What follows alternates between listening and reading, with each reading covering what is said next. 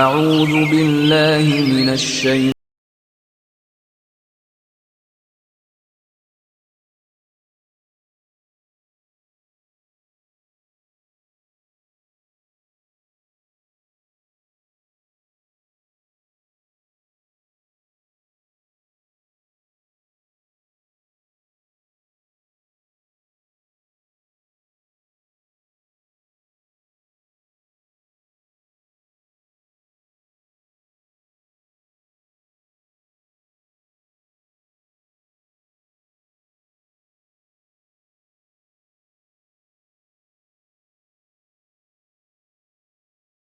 یعنی کفر و شرک کے اندھیروں سے نکال کر روشنی کی طرف یعنی اسلام کی طرف لے آتا ہے، اور جنہوں نے کفر اختیار کیا ہے ان کے دوست طاغوت ہیں جو انہیں روشنی سے نکال کر اندھیروں کی طرف لے جاتے ہیں۔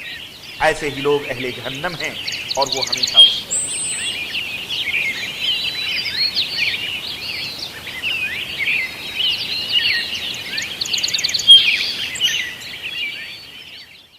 فرش التراب يضمني وهو غطائي، حولي الرمال تلفني بل من ورائي، واللحد يحكي ظلمة فيها ابتلائي، والنور خط كتابه أنسي لقائي،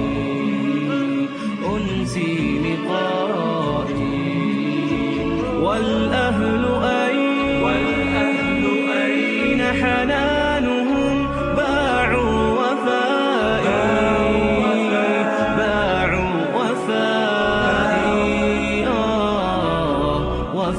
والصحب أين جموعهم، تركوا إخائي، والمال أين هناؤه، صار ورائي، والاسم أين بريقه، ليل الثناء، هذه نهاية حالي، فرش التراب يضمني وهو غطائي، حولي الرمال تلفني بل من ورائي، واللحد يحكي ظلمة فيها ابتلائي، والنور خط كتابه لا إله إلا الله وحده لا شريك له وأشهد أن محمدا عبده ورسوله أما بعد فإن خير الحديث كتاب الله وخير الهدي هدي محمد صلى الله عليه وسلم وشر الأمور محدثاتها وكل محدثة بدعة وكل بدعة ضلالة وكل ضلالة في النار۔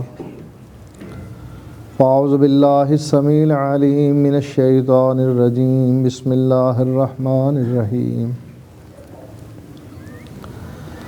بل تؤثرون الحیاة الدنیا والآخرة خیر وابقى، ان ھذا لفی الصحف الاولی صحف ابراہیم وموسیٰ۔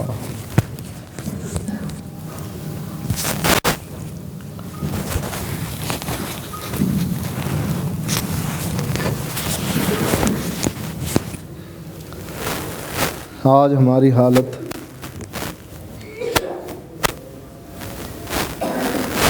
جانوروں کی سی ہو گئی ہے۔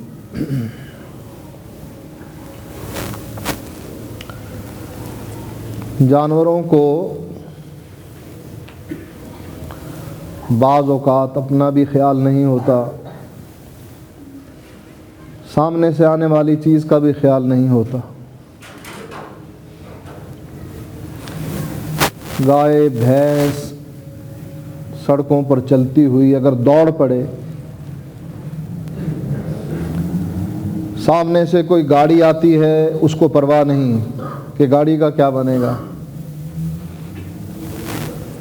کوئی بچہ آ رہا ہے اس کو پرواہ نہیں کہ میری ٹکر سے یا میرے قدموں کے نیچے یہ کچلا جائے گا، ہو سکتا ہے مر بھی جائے،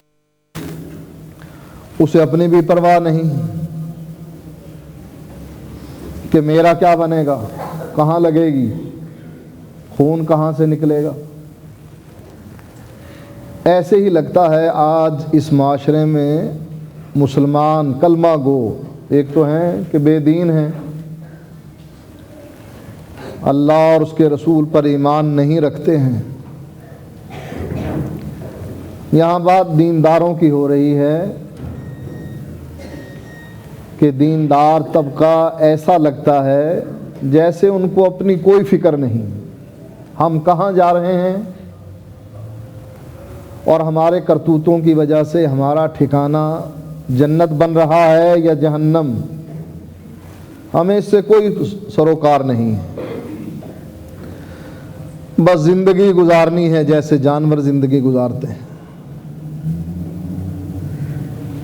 کھا لیا پی لیا اٹھ گئے، نوکریوں پر چلے گئے، دکانوں پر چلے گئے، کاروبار کر لیا، رات آئی پھر سو گئے۔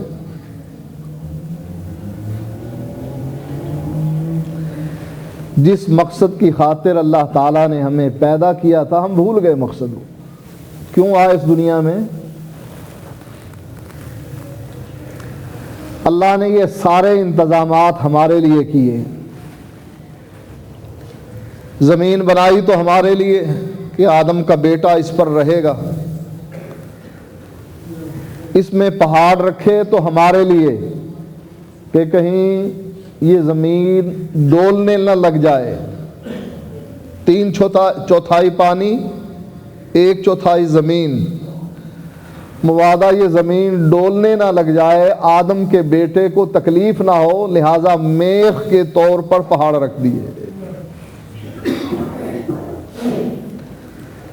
درخت اگا دیے، آدم کے بیٹے کو ہوا کی ضرورت پڑے گی، ہوا کا انتظام کر دیا۔ کتنی ہوا ہم استعمال کرتے ہیں بے دریغ، کبھی حساب دیا؟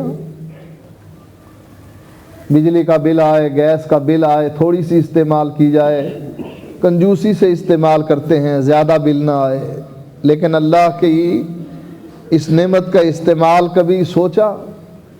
یہ کتنی بڑی نعمت ہے، یہ کس نے رکھی؟ اللہ نے۔ کس کے لیے؟ آدم کے بیٹوں کے لیے۔ ہر چیز مسخر کر دی، سورج مسخر کر دیا، ان کو گرمی پہنچاؤ، جہاں دھوپ نہیں پڑتی ہے ان ممالک کے باسیوں سے پوچھو کہ دھوپ کتنی بڑی نعمت ہے۔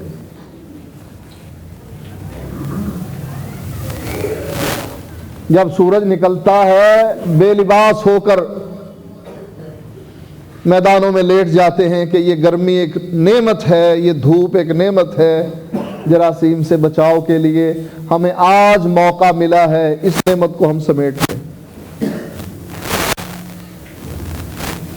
رات رکھی آرام کر لے، بندے تو تھک گیا ہے، رات رکھی ساتھ نیند رکھ دی۔ جن کو نیند نہیں آتی اس نعمت کا ان سے پوچھیں، گولیاں کھانے کے باوجود جاگتے رہتے۔ آدم کے بیٹے تو تھک گیا ہے، میں نے رات بنا دی تیرے آرام کے لیے، سو جا۔ یہ نیند اتنی بڑی نعمت ہے، صبح اٹھتا ہے بالکل فریش، تر و تازہ،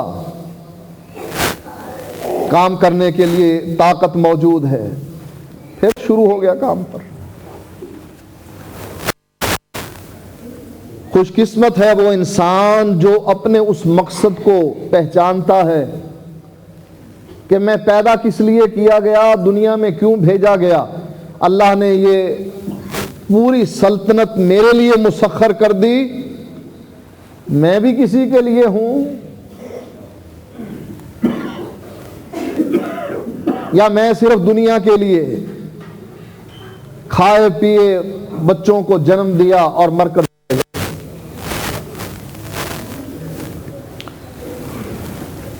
حضرت عثمان رضی اللہ تعالی عنہ یقینی جنتی صحابی ہیں، عشرہ مبشرہ میں آپ کا نام ہے، اور حضرت عثمان کو بھی پتا تھا کہ تم جنتی ہو۔ جب آپ کا محاصرہ ہوتا ہے مکان کا، آپ چھت پر چڑھ کر یہی سوال کرتے ہیں کہ جس کنویں کا پانی تم نے مجھ پر بند کر دیا ہے، کیا تم جانتے نہیں کہ یہ میں نے اپنے ہاتھوں سے اپنی رقم سے خریدا تھا، اور اس کنویں کو میں نے مسلمانوں کے لیے وقف کر دیا تھا۔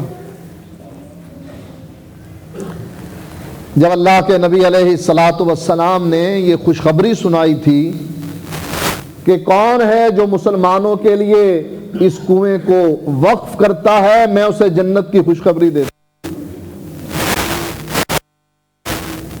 اے بلوائیو، کیا تمہیں پتا نہیں کہ اس خوشخبری کو میں نے کیش کروایا؟ اللہ کے نبی کی اس بات کو کہ اس کے لیے جنت ہے، میں نے اپنی رقم سے پانی کا یہ کنواں خریدا اور مسلمانوں کے لیے وقف کر دیا۔ اے بلوائیو، کیا تمہیں پتا نہیں یہ مسجد جس میں تم مجھے نماز پڑھنے کی اجازت نہیں دیتے ہو، اس کی توسیع کس نے کروائی؟ جب یہ نمازیوں پر تنگ ہو گئی، اللہ کے نبی علیہ الصلاۃ والسلام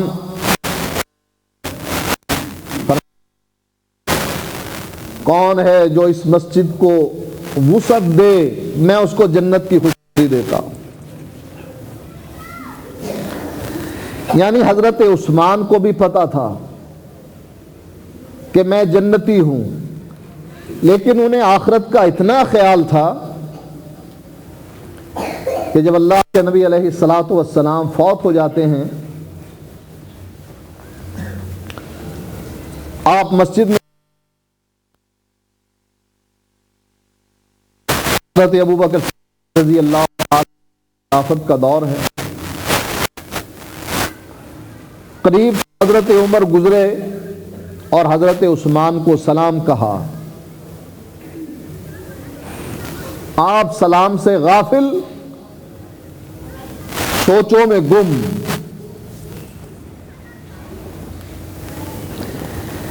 کیا کمی تھی حضرت عثمان کے پاس؟ مال کم تھا؟ اللہ کے نبی علیہ الصلاۃ والسلام اعلان کرتے ہیں لشکر کے لیے، آپ اٹھ کر عرض کرتے ہیں اللہ کے نبی 100 اونٹ لدے لدائے بمائے سامان کے اللہ کے لیے وقف کرتا ہوں۔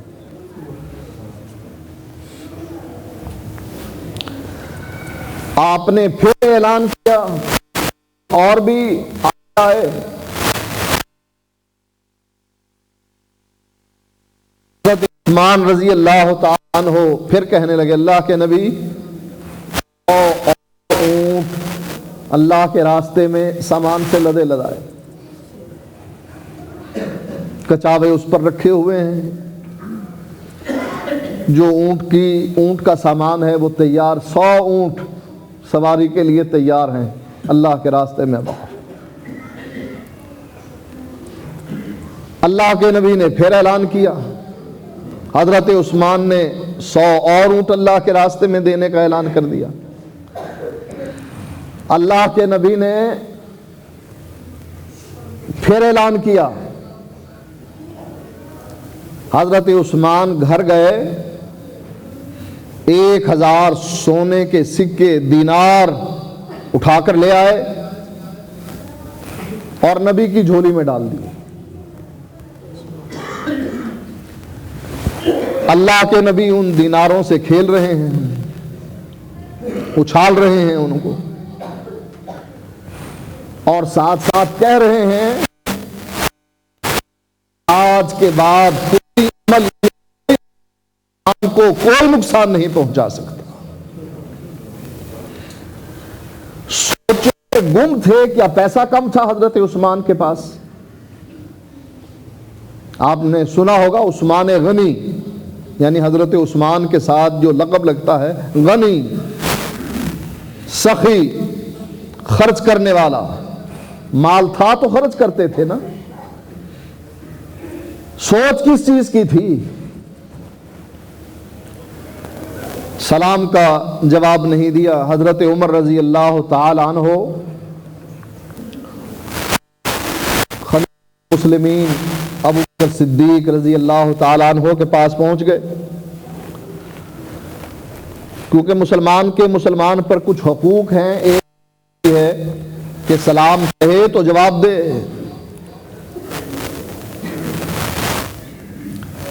کہا میں نے عثمان کو سلام کہا اور عثمان نے میرے سلام کا جواب نہیں دیا۔ دیکھیے عاجزی، ہم میں سے کسی کے پاس پیسہ آ جائے نا، ہم دوسرے انسان کو انسان نہیں سمجھتے۔ صاحب کے دفتر میں اس کی کرسی پر اگر کلرک بیٹھ جائے نا، وہ اس کے ساتھ ایسا سلوک کرتا ہے جیسے کرسی پر کلرک نہیں کتا بیٹھ گیا۔ تیری یہ جرت میری کرسی پر بیٹھے، انسان ہے نا وہ۔ ہمارے پاس رقم آ جائے، کوٹھی اچھی مل جائے، ہم پڑوسی کو انسان نہیں سمجھتے ہیں، ہم کوئی اپنے آپ کو نئی مخلوق سمجھتے ہیں۔ اور یہ کون ہے؟ امیر المومنین۔ حضرت عمر نے شکایت لگائی حضرت عثمان کی امیر المومنین سے۔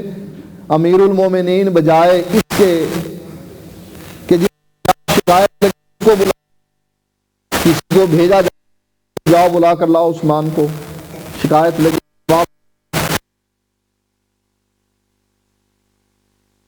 ساری دیکھیے بادشاہ خود چل کر مسجد نبوی میں تشریف لے آیا۔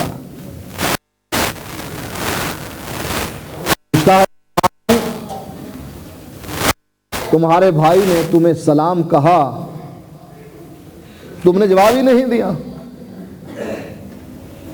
کیا تمہیں پتہ نہیں کہ مسلمان کا مسلمان پر ایک حق یہ ہے کہ سلام کہے تو جواب دو؟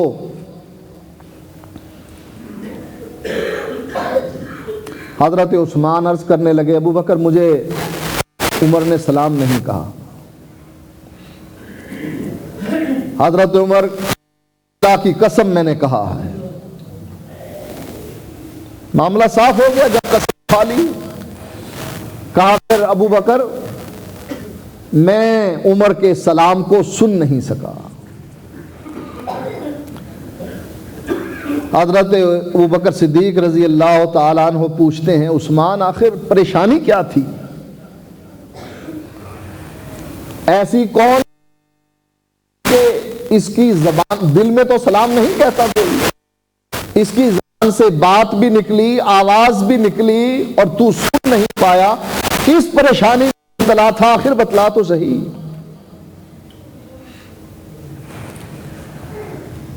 حضرت عثمان رضی اللہ تعالی عنہ کہتے ہیں، ابو بکر اللہ کے نبی فوت ہو گئے،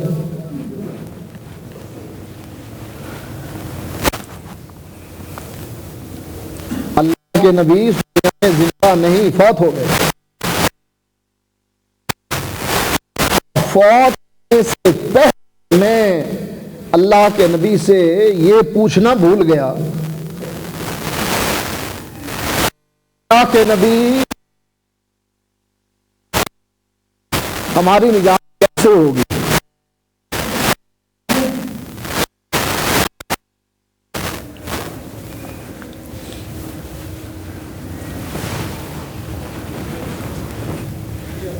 کون پوچھ رہا ہے؟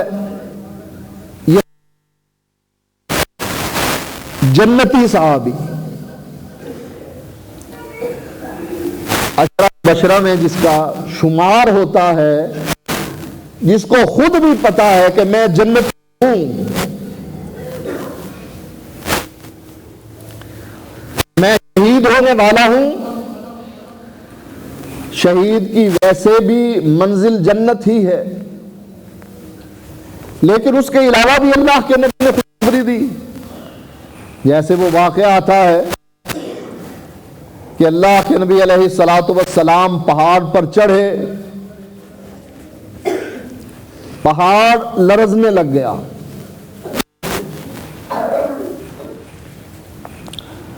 آپ نے فرمایا رک جاؤ، تھم جاؤ، تجھ پر ایک نبی ہے، ایک صدیق ہے، 2 شہید ہیں. صاحب کون تھا؟ اللہ کے نبی علیہ الصلاۃ والسلام کے ساتھ ابو بکر تھے رضی اللہ تعالیٰ عنہ.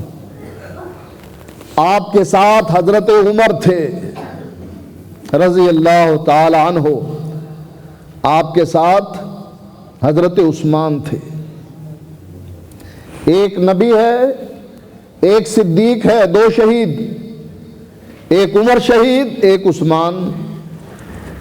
آپ کو یہ بھی پتا تھا کہ میں جنتی ہوں،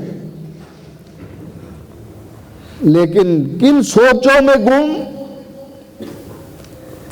کہ اللہ کے نبی سے یہ پوچھنا ہم بھول گئے کہ ہماری نجات کیسے ہوگی. میں نے بھی سوچا جدھر کوئی لگا ہوا ہے لگا ہوا ہے.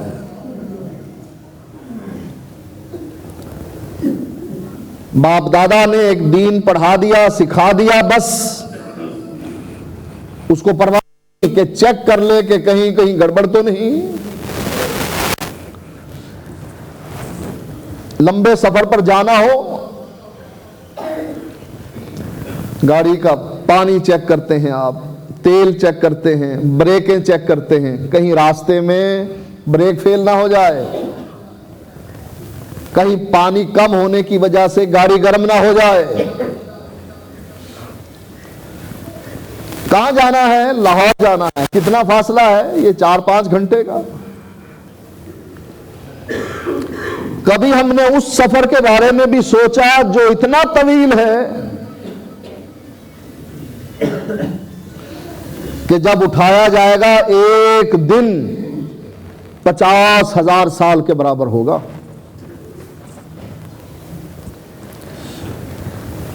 گاڑی میں تو اے سی بھی ہے، گاڑی میں تو آپ نے کھانے کا سامان، پینے کا سامان بھی رکھا ہوا ہے، اور وہاں لباس بھی نہیں، برہنہ. اللہ کے نبی ایسے فرماتے ہیں کہ سے اٹھایا انسان کو ایسے ہی جیسے پیدا ہوا تھا، کوئی لباس نہیں. کتنا طویل ہے، کتنا مشکل ہے، حالات کیسے ہیں. سورج قریب کر دیا جائے گا. جن علاقوں میں گرمی پڑتی ہے وہاں پانی ابلتا ہے، وضو نہیں کر پاتے انسان. ٹینکیوں کے اندر انہوں نے سسٹم بنایا ہوا ہے پانی ٹھنڈا کرنے کا.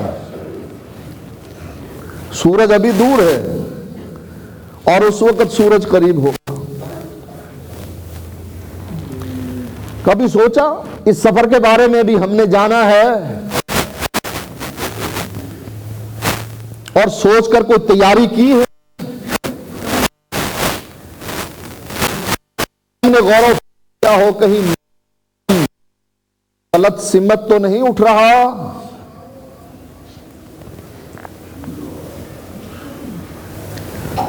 وہ چیز جو جنت اور جہنم کے درمیان ہے،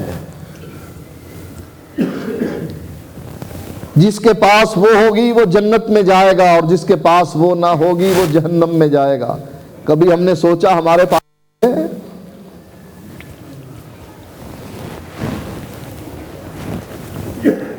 سفر پر جانے سے پہلے ٹکٹ دیکھتے ہیں نا آپ لوگ.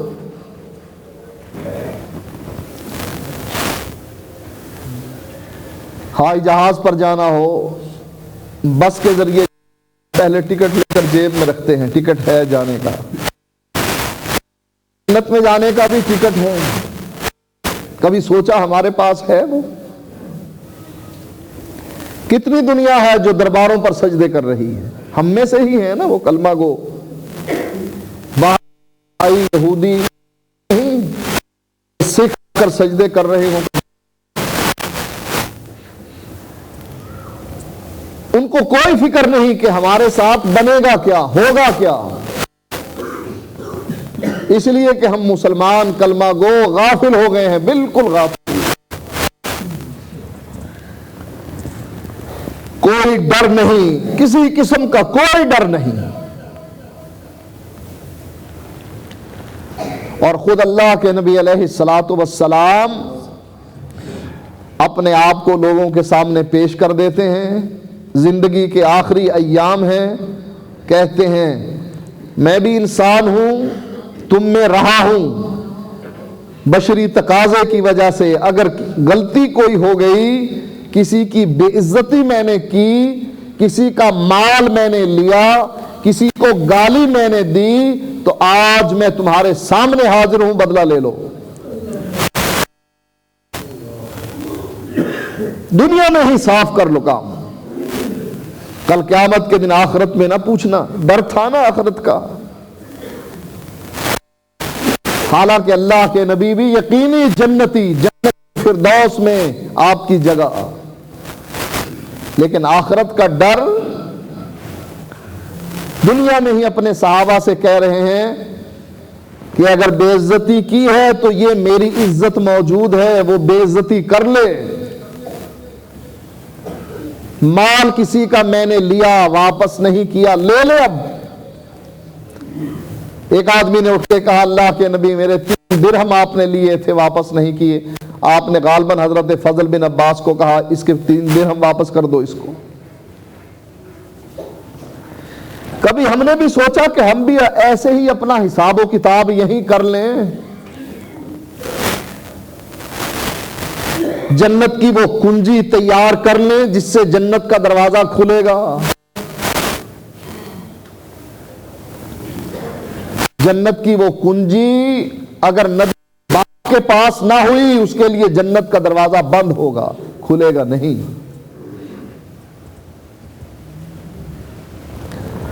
کہاں جائیں گے ابراہیم خلیل اللہ کے والد؟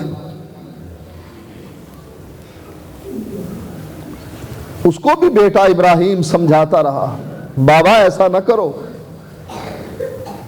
بابا ایسا نہ کرو، جو سن نہیں سکتے، دیکھ نہیں سکتے، تجھے نفع نقصان نہیں پہنچا سکیں گے، دنیا میں وہ بھی بے فکر، چل ابراہیم کیا مجھے تو واضح و نصیحت کرتا ہے، نکل جا میرے گھر سے،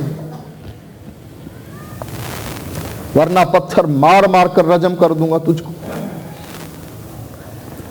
ابراہیم علیہ الصلوۃ والسلام فرمانے لگے بابا میں جا رہا ہوں، اپنے رب سے تیرے لیے بخشش کی دعا کرتا ہی رہوں گا، لیکن جب اللہ نے منع کر دیا، اللہ کا دشمن مرا ہے، شرک کی حالت میں مرا ہے، تبرع بیزاری کا اظہار کر دیا، ٹھیک ہے بس اب میں اس کے لیے نہیں کرتا۔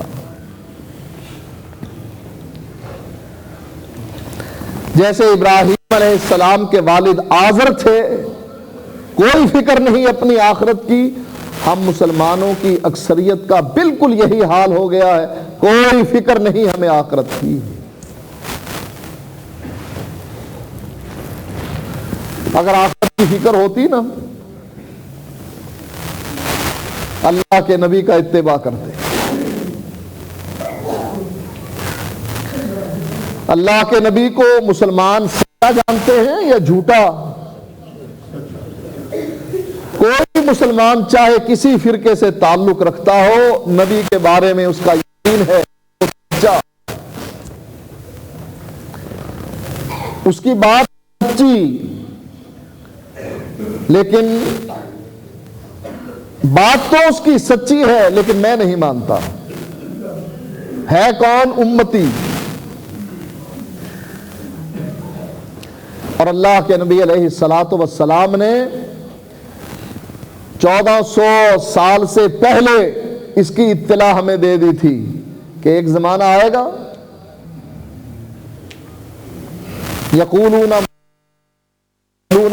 مرون، ایک زمانہ آئے گا جس کا انہیں حکم دیا گیا کبھی بھی نہیں کریں گے۔ ہوں گے کون؟ مسلمان ہم میں سے۔ اب اللہ کے نبی علیہ الصلاۃ والسلام من اطاعنی دخل الجنہ، جو میرے پیچھے چلا وہ جنتی ہے۔ لوگوں کو نہیں پتا کہ نبی کی اتباع میں جنت ملتی ہے، لیکن اس حدیث پر نہ مولوی عمل کرتا ہے نہ مولوی کے مقتدی عمل کرتے ہیں، روک رکھا۔ تم کون ہو؟ ہم حنفی ہیں، لہذا اس حدیث پر عمل نہیں کریں گے۔ ہم پر ہمارے امام کی تقلید واجب ہے۔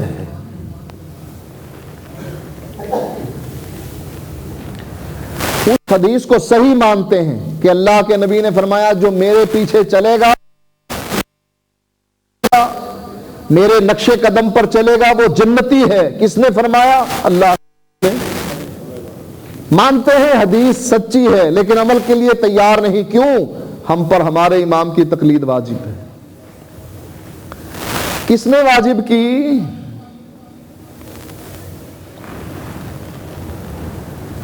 یہ اتھارٹی کس کے پاس تھی کہ کسی چیز دے، کسی کو فرض قرار دے، کسی کو مستحب؟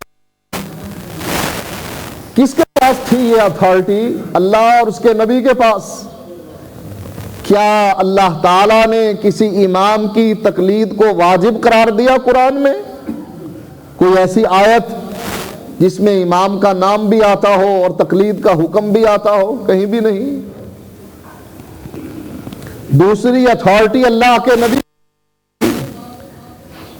کہ آپ اللہ کے حکم سے، اس کی اجازت سے قانون بناتے تھے، قانون پہنچاتے بھی تھے، قانون بناتے بھی تھے۔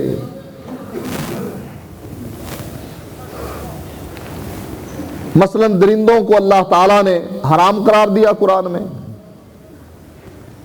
چوپایوں کو حلال قرار دیا اللہ تعالیٰ نے۔ چوپائے جن کے 4 پاؤں ہوتے ہیں ان میں درندے تو آ گئے قرآن میں کہ یہ حرام ہے، اب گدھا بھی چوپایوں میں ہے۔ یہ حلال ہے یا حرام؟ قرآن خاموش ہے۔ اس کو حرام کس نے قرار دیا؟ محمد الرسول اللہ صلی اللہ علیہ وسلم نے۔ جنگ خیبر کے موقع اس کے گوشت سے جلتی ہوئی ہنڈیوں کو اللہ کے نبی کے حکم سے آپ نے فرمایا یہ حرام۔ دو اتھارٹیاں ہیں، ایک اللہ کی، قانون ساز اللہ ہے، کا نبی قانون پہنچاتا ہے، ساتھ ساتھ جہاں ضرورت پڑے قانون۔ گدھے کو حرام اللہ کے نبی نے کر دیا، قرآن خاموش ہے اس کے بارے میں۔ یہ قانون کس نے بنایا کہ نبی کی اتباع جس میں ملتی ہے اس سے رک کر امام کی تقلید کی جائے، کیونکہ اس کی تقلید ہم پر واجب۔ یہ قانون کس نے؟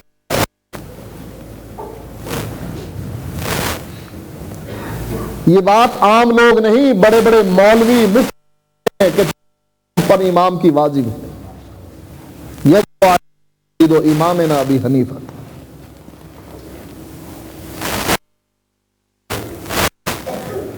اب آخرت کا چونکہ نہ مولویوں کو ڈر اور نہ ان کے مریدوں کو ڈر، اس لیے مولوی بھی جو منہ میں آتا ہے نکال دیتے ہیں، سوچتے نہیں ہیں کیا کہہ رہے ہیں۔ یہ باتیں جو میں کر رہا ہوں یا آپ کر رہے ہیں، ایک لفظ ہماری ایک حرکت نوٹ ہوتی ہے اور قیامت کے دن یہ کتاب کی صورت میں ہمارے سامنے ہے۔ نوٹ شدہ چیزوں کر ہم کہیں گے ما کتاب صغیرۃ ولا کبیرۃ الا احصاها، کتاب میں تو ہر چیز درج کر دی گئی ہے، کوئی چیز نہیں جو ہم نے کہی ہو اور اس میں موجود نہ ہو، ہم نے کی ہو اور اس میں موجود نہ ہو۔ اللہ نے فرشتے مقرر کر رکھے ہیں، وہ اس کی مہربانی ہے کہ جب بندہ نیت کرتا ہے نا نیکی کی، اللہ اپنے فرشتوں کو حکم دیتا ہے، اس نے بھی نیکی کی نہیں، ابھی ارادہ کیا ہے، لکھ دو اس کی ایک نیکی۔ جب یہ نیکی اللہ کہتا ہے لکھ دو، ایک نیکی کی ہے نا 10 لکھ دو کم از کم، تب تک وہ تو اللہ کی مرضی ہے، لیکن کم از کم ایک کے بدلے میں 10 لکھ دی۔ لیکن جب برائی کرتا ہے، ارادہ جب کرتا ہے، حق تو یہی تھا کہ جب نیکی کا ارادہ کیا نیکی لکھ دی، برائی کا ارادہ کیا برائی لکھ دی، لیکن اللہ فرشتوں سے کیا کہتا ہے؟ میرے برائی کا ارادہ ہے، برائی لکھنی نہیں۔ ہو سکتا ہے برائی اس کو ملتوی کر دے، اور جب یہ بندہ برائی کر لیتا ہے، حق تو بنتا تھا کہ جیسے ایک نیکی کے بدلے میں 10 لکھوائیں، ایک برائی کے بدلے میں بھی 10 لکھواتا۔ فرشتوں سے اللہ کہتا ہے اس نے برائی کر لی، لکھ دو برائی 1۔ یہ برائیاں بھی اس کتاب میں لکھی جائیں گی، نیکیاں بھی اس کتاب میں لکھی جائیں گی۔ اللہ بندے سے پوچھے گا میرے فرشتوں نے کوئی زیادتی تو نہیں کی؟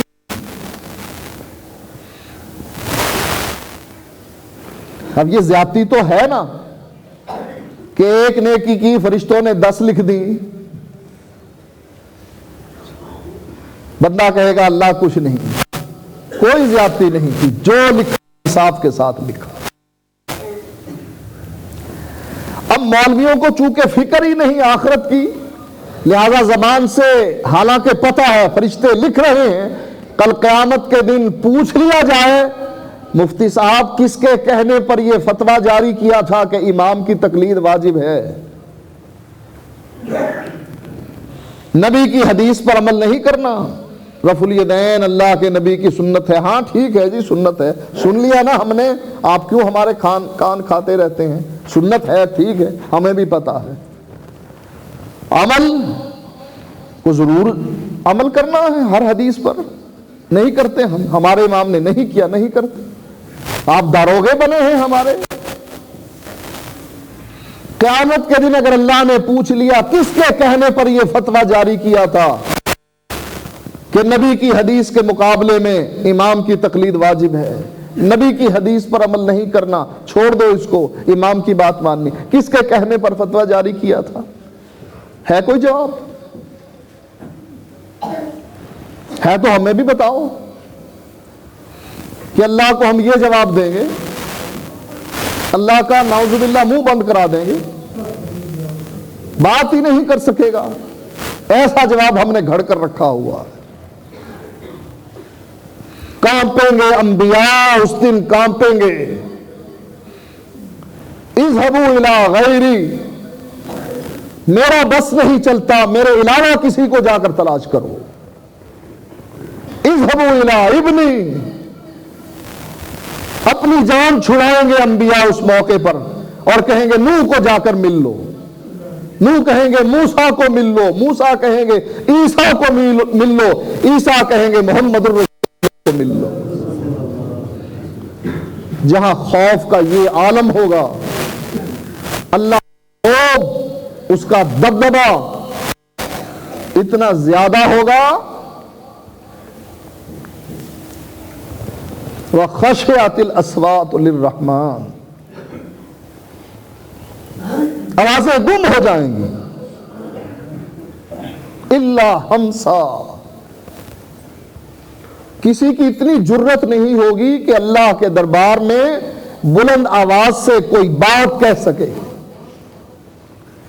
خسر پھسر کی آوازیں آئیں گی. انبیاء کی زبان پر بھی ایک ہی کلمہ ہوگا, رب نفسی رب نفسی, اللہ میری جان بچا دے, اللہ میری جان بچا دے. ہے ہمیں ڈر اس میدان کا کوئی؟ اس دن کا ہمیں کوئی ڈر ہے؟ ڈر ہوتا ہمیں اس دن کا, ہمارا عقیدہ تو کرتے چاہے ساری دنیا مخالف بن جائے, نبی کی اتباع.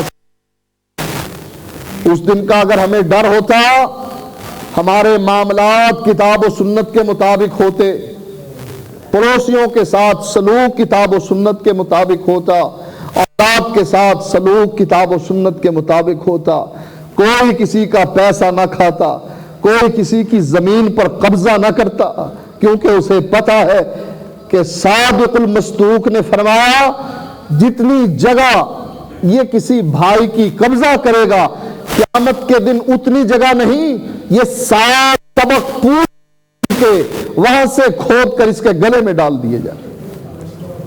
اٹھا ان کو.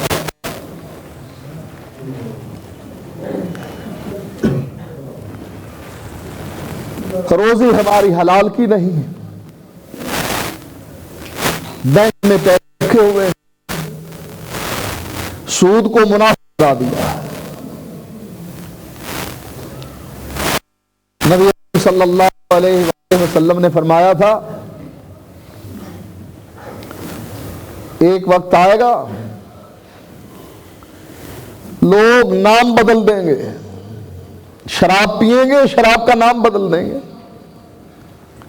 ٹانک ہے, یہ شراب تو نہیں, یہ تو ٹانک ہے, ڈاکٹر نے لکھ کے دیا ہے, طاقت آتی ہے.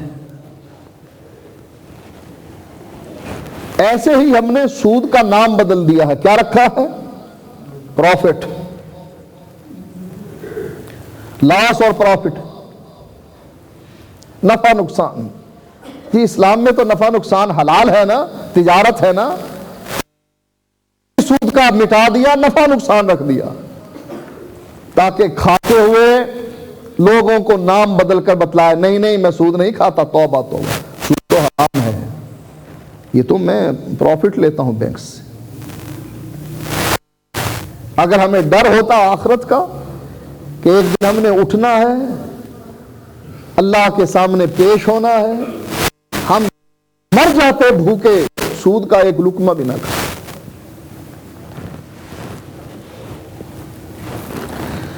میرے بھائیو, اس دنیا کی زندگی پر تکیہ کر کے آپ بیٹھ گئے ہیں.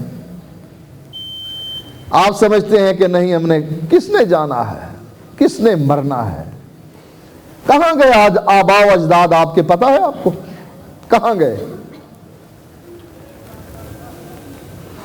اس مٹی کے گھر میں گئے نا, نہ لائٹ, نہ ہوا, نہ پانی, نہ کھانا.